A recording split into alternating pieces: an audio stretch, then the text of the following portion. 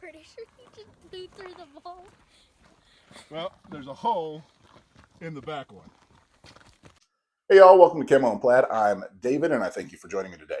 Today we're going to be looking at the SIG 716i in 308 or 7.62 NATO. This particular model comes with a 16-inch barrel, a 3-pronged flash hider, a 5/8 by 24-inch muzzle, so you can put in whatever flash hider you want, or muzzle brake, or suppressor, however you want to do that. Obviously, if you're running a suppressor, you're probably going to want to change out the gas block. I wouldn't do it because, well, you know, proprietary things sometimes don't enjoy other things, and almost all of your AR-10 type weapons are somewhat proprietary. So there's that.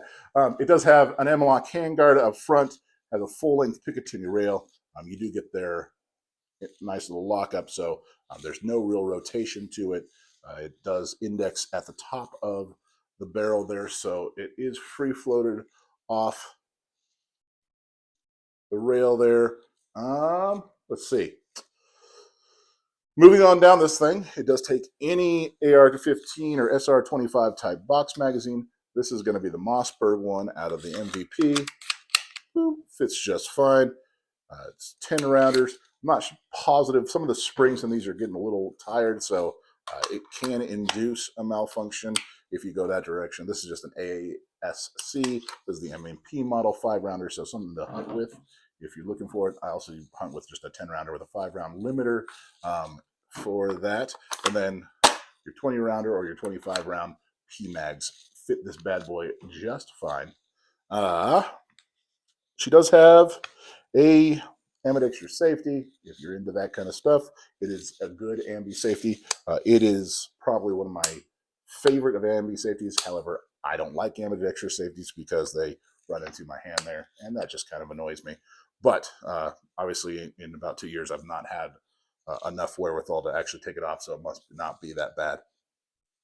It does have your QD points on the rear of these things, so you can input your QD sling there.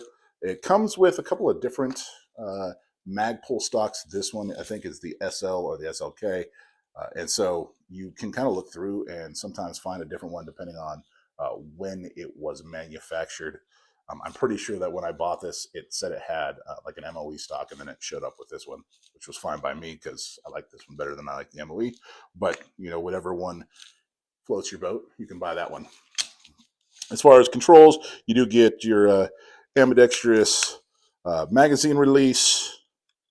You have that little extra paddle there for your bolt release if you want that as well. It does come with their SIG grip, which is a great grip, so it's worthwhile, I think, just to leave that one there. However, of course, you can switch it to whatever you want to. As far as I know, there is not another bolt carrier group and charging handle that functions with the 716i. I could be incorrect about that. Correct me in the comments if you would, please. But I'm pretty sure that this one you have to use their stuff. So that's part of the thing with the AR-10s in general.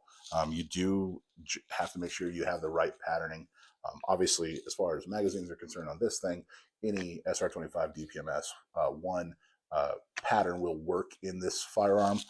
But it's in something to just remember that you want to make sure you have the right parts to function with it. For me, this kind of fits the SPR role. The trigger that comes in this thing is their standard one stage, and it's not real great. So that was the first thing to go. It did make a difference as far as accuracy. I switched this out to the SSAE pretty soon after because it was the first one was so atrocious. Again, Sig, you guys make a nice, fairly inexpensive 2-stage. This bad boy should come with it. But SSAEs, especially right now with them running around that $150 mark, it is a worthwhile upgrade, and it does make this thing much easier to shoot. She is an accurate rifle. This thing keeps one MOA at 1 inch at 100 yards with 150 grain Norma whitetails. It seems to be pretty much all the 150 grainers seem to be one MOA, as long as I'm doing my part. I went with the 4x14 scope. I bought this to hunt with, and then again, kind of to fill that SPR role, or maybe a slight overmatch. Yes, you lose a little bit with that 16-inch barrel, but at least with the Sierra setup on these, you can use the ballistic calculator that comes with their Bluetooth enhanced phone app, and then the Bluetooth rangefinder. And so you match it to your particular loading. So as long as your loading is correct, it holds a particular number of them. I think it's 10 and maybe more than that. It may be infinite as far as how many that thing will hold. But then you get to set them in here. On the rangefinder itself, you can set the round that you're using, and then it will update specifically to the scope, and then you just tell the distance to it. The Bluetooth hookup tells the scope, and then the scope will tell you, where inside the reticle to place it on the animal and then fire. So within theory, you can just range find it out to 800 yards. It will go farther and work, but they want more information like telemetry and stuff like that, things that you may not have for the day-to-day.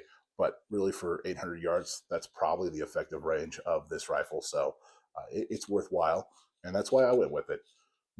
But this is the 716i.